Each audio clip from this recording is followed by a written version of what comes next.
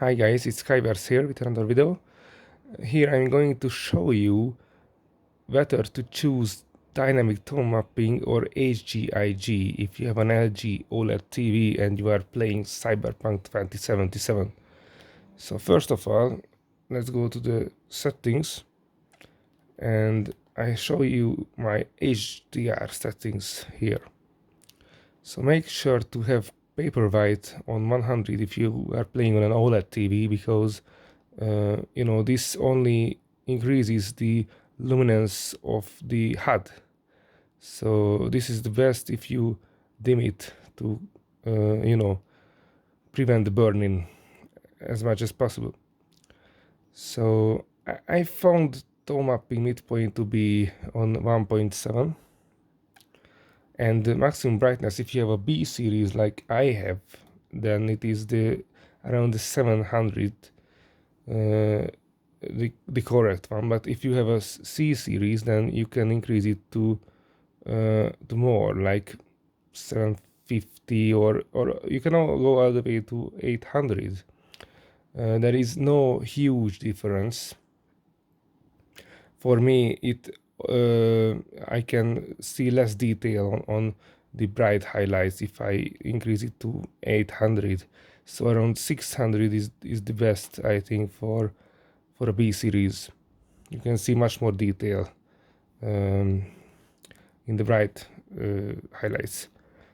All right, so then let's go to the TV settings.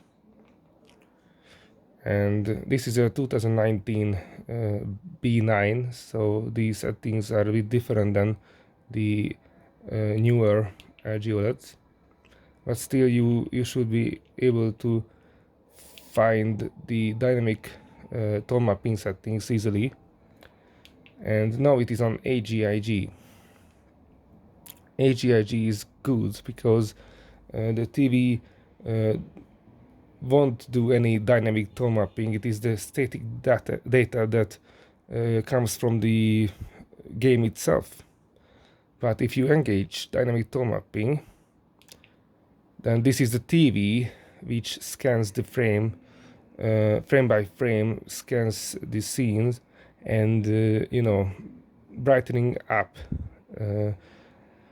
stuff that the TV thinks should be brighter or darker. So this is a bit incorrect, because the TV decides the brightness, not the game.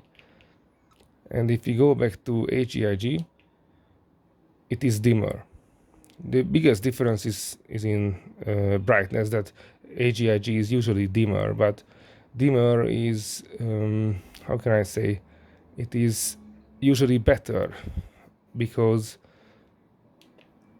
it is hard to see through the camera, but dynamic tone mapping overbrightens a lot of details, and it is much harder to see stuff like here. As you can see, it is a bit too bright. If I choose HGIG, you can see it is much more visible, and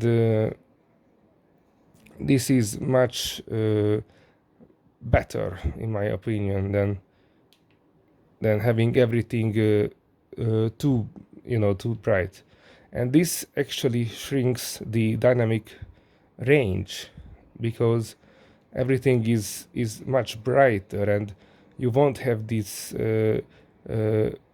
dynamic range between the brighter and darker highlights, if you understand me.